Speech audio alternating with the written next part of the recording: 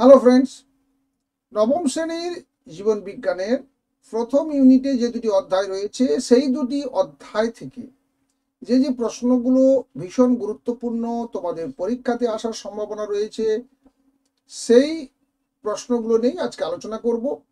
ইতিপূর্বে আমরা অধ্যায় ভিত্তিক প্রশ্ন নিয়ে আলোচনা করেছিলাম।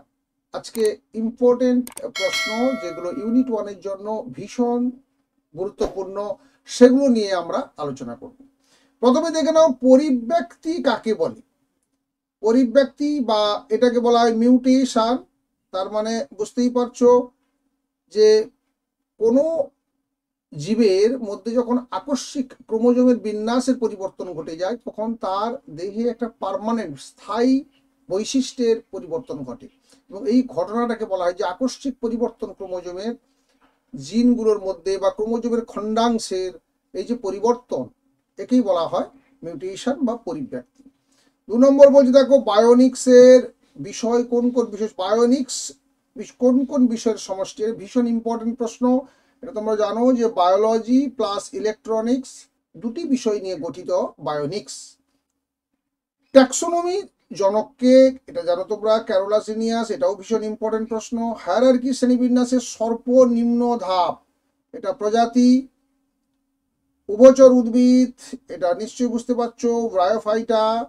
বায়োলজি শব্দটি প্রথম প্রচলন করেন কে, এটা ভীষণ ইম্পর্টেন্ট একটা প্রশ্ন, এটা হচ্ছে ল্যামার্ক, জা বাপটিস্ট দা ল্যামার্ক। হিমোশিল, হিমোশিল দেখা যায়, এটা আরশোলা বলতে পারো, পতঙ্গ শ্রেণীর উদ্ভিদের ক্ষেত্রে দেখা যায়। আম গাছের বর্গ সেপিন্ডালিস। কমপ্লেট, কমপ্লেট বা চিরুনি পাত, এটা দেখা যায় কোথায় তোমরা জানো, এটা টিনোফোরাতে দেখা যায়, টিনোফোরা। উদ্ভিদবিদ্যার জনককে, এটা তোমরা জানো, থিওফ্রেস্টাস, থিওফ্রেস্টাস। জীববৈচিত্র্য বা বায়োডাইভার্সিটি প্রথম কে চালু করেন, জীববৈচিত্র্য বা বায়োডাইভার্সিটি কে প্রথম চালু করেন, এটা তোমরা জানো ওয়াল্টার, এটা কোথায়, আচ্ছা এখানে লিখে দিই, রোজেন, ওয়াল্টার রোজেন বা ডব্লিউ রোজেন। হায়ারার্কিতে কতগুলি স্তর আছে, 7টি বা 7। কোন উদ্ভিদ গোষ্ঠীকে প্রথম সংবহন করা দেখা যায়, এটাও ভীষণ ইম্পর্টেন্ট, এটা হচ্ছে টেরিডোফাইটা, ফার্ন, ফার্ন।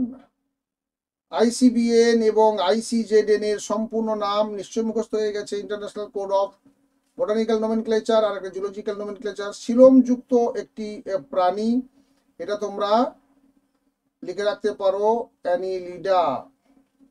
পর্বের নাম করো বলেছে, তারে অ্যানিলিডা।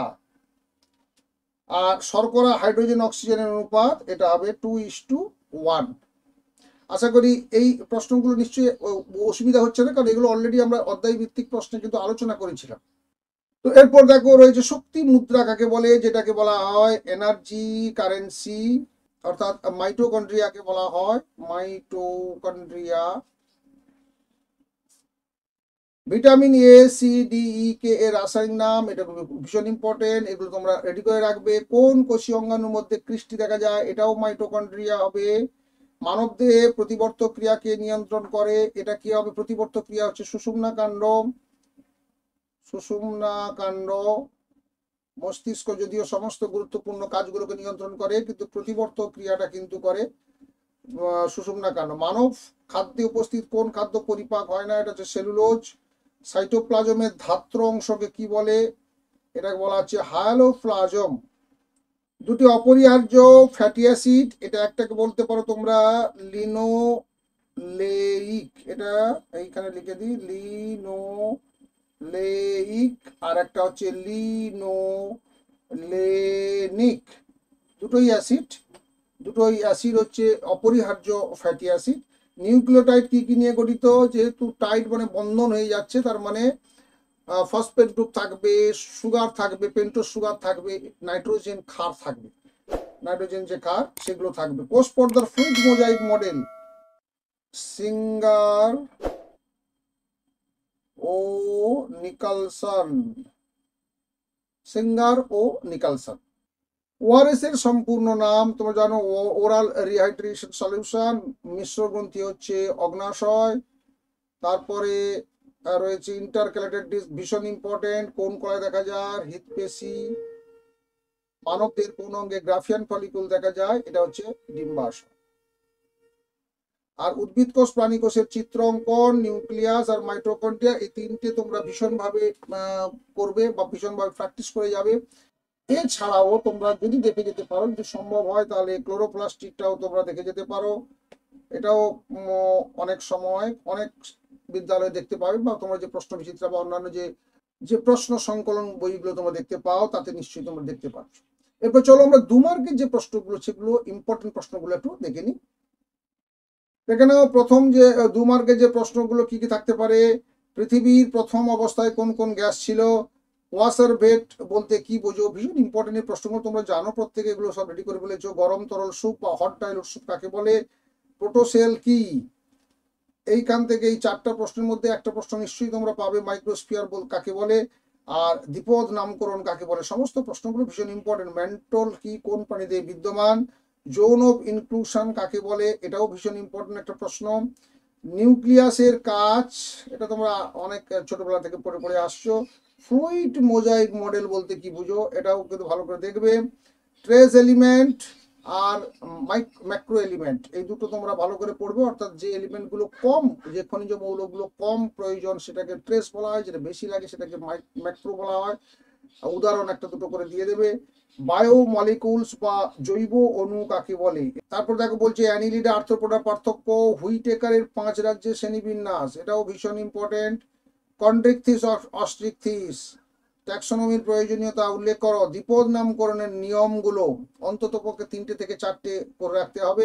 হায়ারার্কি বলতে কি বোঝো? করাটা ও করাটার পার্থক্য। এরপর দেখো উৎস আর কাজ অবশ্যই পড়বে এখান থেকে। C, B12, কে, ই, ভিটামিন ডি। এখানে তোমরা আরো 3টে, অর্থাৎ B3, B5, B6, এই 3টেকে তোমরা করে রাখবে। এই 3টেও ভীষণ ইম্পর্টেন্ট। আচ্ছা, মাইটোকন্ড্রিয়া অঙ্গাণুগুলোর কাজ জিজ্ঞেস করেছে। দেখো mitochondria, lysosome, chloroplast, Golgi body আর কোষ পর্দা। নিউক্লিয়াসের গঠন চিত্র অঙ্কন করো, এটা আমরা চিত্রতেও দিয়ে দিয়েছি।